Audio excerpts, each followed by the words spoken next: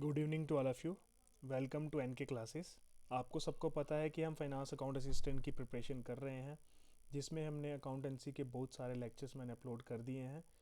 तो जिसने अभी तक लेक्चर नहीं देखे हैं तो कृपया करके वो सारे लेक्चर देख लीजिए, क्योंकि वो टॉपिक वाइज हैं और उसमें मैंने एक प्लेलिस्ट बनाई है जिसमें मैंने MCQs भी कराए हैं टॉपिक वाइज।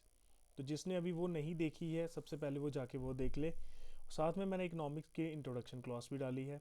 उसके साथ में मैंने इंडिफरेंस कर्व का टॉपिक स्टार्ट किया था, उसको भी हम कंटिन्यू करेंगे और उसको जल्दी ही कंप्लीट करेंगे। उसका पार्ट 1 मैंने डाल दिया हुआ है। आज हम स्टार्ट करने वाले हैं इकोनॉमिक्स का टॉपिक सेकंड, जिसका पार्ट फर्स्ट है, that is a demand analysis. और ये लेक्चर 3 रहने वाला है।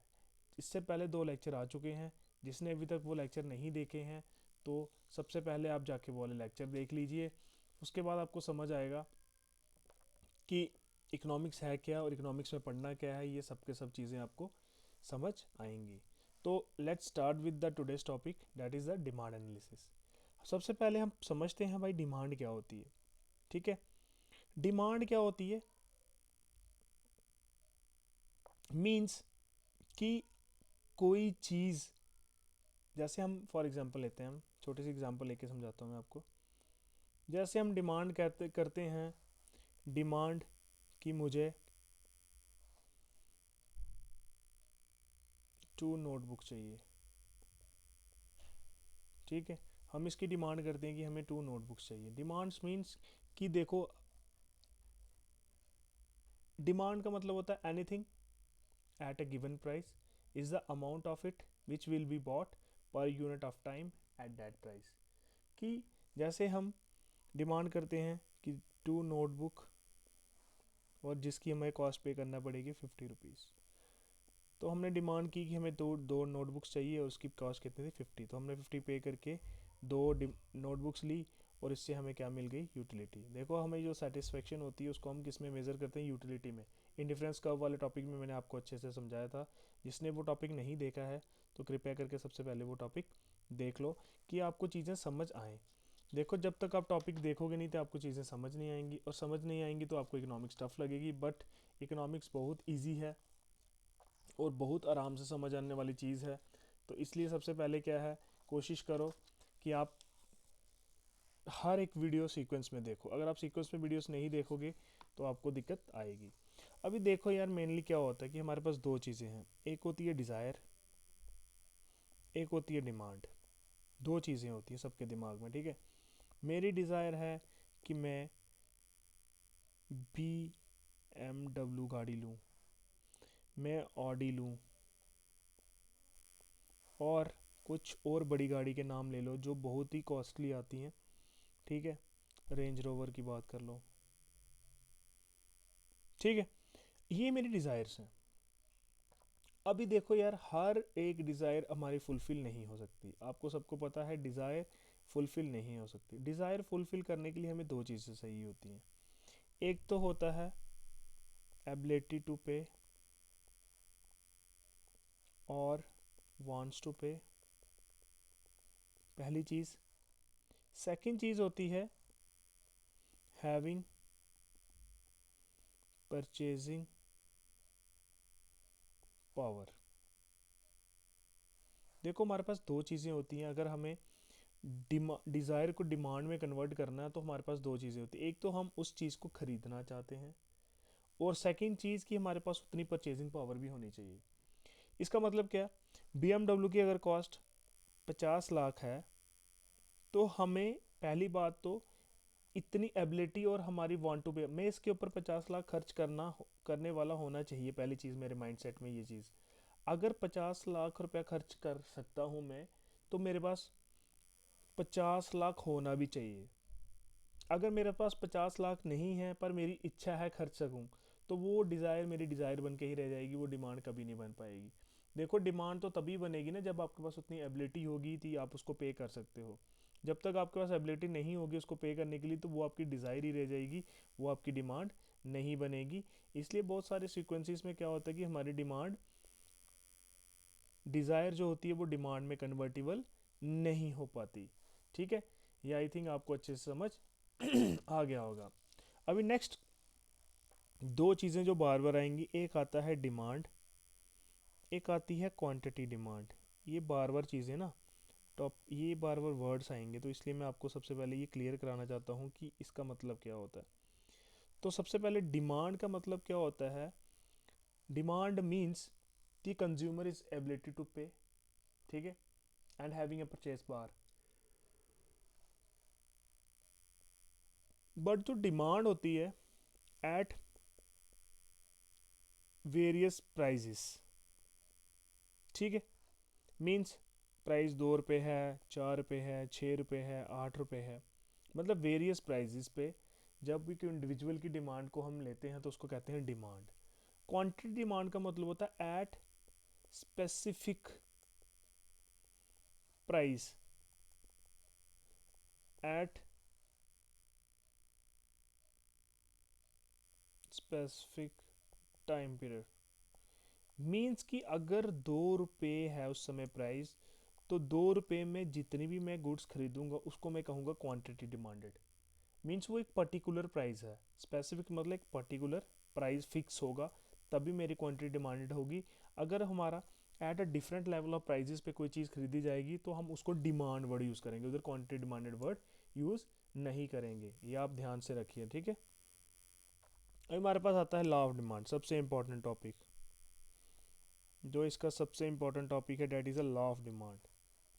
लॉ ऑफ डिमांड क्या बोलता है, there is a inverse inverse relationship between price and quantity demanded.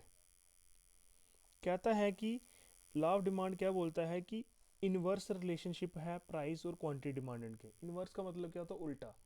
अगर तो प्राइस बढ़ता है तो जो क्वांटिटी डिमांडेड होगी वो कम हो जाएगी, पहली बात। नेक्स्ट चीज़ है, अगर प्राइस उसका कम होता है तो जो क्वांटिटी डिमांडेड होती है वो बढ़ जाएगी, ठीक है। बट एक चीज़ होनी चाहिए, other things remain constant. Other things क्या हो गए भाई, अदर थिंग्स का मतलब क्या होता है कि इनकम कंज्यूमर की स्टेबल होनी चाहिए,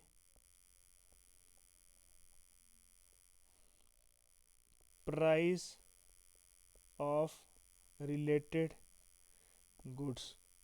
रिलेटेड गुड्स में क्या होता है, एक तो आता है हमारे पास कॉम्प्लीमेंट्री गुड्स और एक होता है सब्स्टिट्यूशन गुड्स, ठीक है। ये चेंज नहीं होने चाहिए।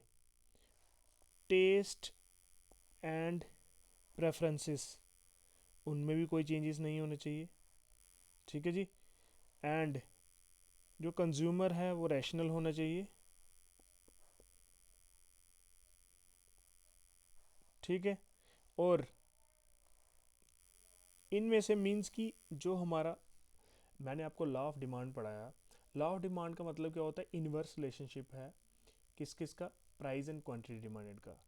और ये प्राइस एंड क्वांटिटी डिमांड का जो इनवर्स रिलेशनशिप है, ये रिलेशनशिप ओनली एग्जिस्ट करता है जब ये सारे के सारे फैक्टर जितने भी हैं अदर फैक्टर्स, ये रिमेन कांस्टेंट होने चाहिए। अगर ये कांस्टेंट नहीं होंगे, अगर इनमें कोई भी चीज़ चेंज आ जाएगी तो हमारा जो लॉ ऑफ डिमांड है वो फेल हो जाएगा उसी समय ही, ठीक है।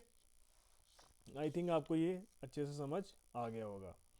अभी हम क्या करते हैं, एक शेड्यूल बना के दिखाता हूँ मैं आपको। प्राइस क्वांटिटी डिमांडेड, प्राइस 5 था तो क्वांटिटी डिमांडेड 1 थी, प्राइस 4 रुपया हुआ क्वांटिटी डिमांडेड 2, प्राइस 3 आया तो 3 आ गया, प्राइस 4 आया तो ये प्राइस 4 नहीं, प्राइस आएगा 2 रुपीज़। जब प्राइस 2 रुपीज़ आया तो ये क्वांटिटी डिमांडेड 1 आ गया, ठीक है, 4 आ गया सॉरी, ये 1 आया और ये 5 आ गया। अब ये आपको मैं आपको बना के दिखाता हूँ। ये हमारे प्राइसेस आ गया, ये हमारी क्वांटिटी डिमांडेड। 5 4 3 2 1, 1 2 3 4 5, प्राइस 5 तो ये 4,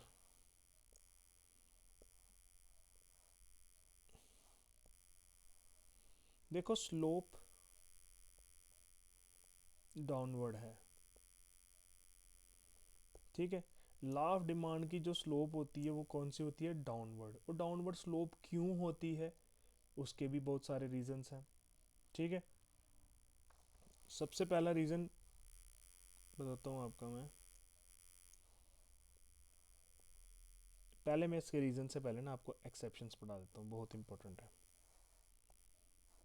कि लॉ ऑफ डिमांड कहाँ पे एप्लीकेबल नहीं है। पहले एक वेवलन गुड्स होते हैं, उसमें एप्लीकेबल नहीं होती। सेकंड होते हैं हमारे गिफन गुड्स, उधर भी एप्लीकेबल नहीं होती। अब वेवलन गुड कौन से होते हैं, ये एक टाइप के लग्जरी गुड्स होते हैं, जैसे आप डायमंड हो गया, जैसे गोल्ड हो गया। जितना ज़्यादा रेट बढ़ता है ना, तो इतना ही ज़्यादा लोग चीज़ खरीदना स्टार्ट कर देते हैं, ठीक है। अपने आप को बड़ा शो करने के लिए, अपने आप को रिचेस शो करने के लिए वो क्या करते हैं, वही चीज़ तब खरीदते हैं जब वो जितनी ज़्यादा महंगी है। आपको पता है डायमंड जितना ज़्यादा महंगा होता है तो इतना ज़्यादा लोग खरीदते हैं उसको, जितना कम सस्ता होता है तो इतना चीज़ें नहीं खरीदते। गिफन गुड्स में एग्जांपल देता हूँ कि ये एक ऐसी कंज्यूमेबल गुड्स होती है। फॉर एग्जांपल मैं लगाता हूँ, ब्रिटिश आर्मी में क्या होता था, वो जो ब्रेकफास्ट करते थे वो करते थे ब्रेड्स की। तो अगर ब्रेड का रेट बढ़ा तो वो उनकी कैसी है, कंज्यूमेबल आइटम्स थी, चाहे जितना भी रेट बढ़े उनको रेट से फ़र्क नहीं पड़ता, वो उसको खरीदेंगे खरीदेंगे, ठीक है। एक हैप्चुअल टाइप की चीज़ बन जाती है कि अगर आपको ख़रीदनी है तो अपना स्टैंडर्ड मेंटेन करके रखना है, आपको वो चीज़ लेनी ही लेनी है। ये आपके कुछ एक्सेप्शंस हैं। नॉर्मल गुड्स होते हैं, इन्फीरियर गुड्स होते हैं, वो मैं आपको कल की क्लास में पढ़ाऊँगा, क्योंकि क्लास लंबी हो जाएगी तो आपको शायद मज़ा ना आए, क्योंकि लंबी क्लास को देखने का मज़ा किसी को भी नहीं आता। तो मैं कोशिश करूँगा कल पार्ट सेकंड में आपको ये सारा का सारा कंप्लीट कर दूँ, जो आपका डिमांड एनालिसिस। ये एक दो वीडियोस में तो नहीं हो पाएगा, इसके लिए कम से कम 5-6 वीडियोस चाहिए। उसके बाद मैं आपके लिए बहुत सारे इंपॉर्टेंट एमसीक्यूज लेके आऊँगा। जिसने अभी तक चैनल सब्सक्राइब नहीं किया वो कर लो, वीडियो को ज़्यादा से ज़्यादा शेयर करो। मिलते हैं कल एक न्यू वीडियो के साथ, अकाउंटेंसी की भी और इकोनॉमिक्स की भी, दोनों की वीडियोस मिलेंगी। तब तक के लिए गुड बाय।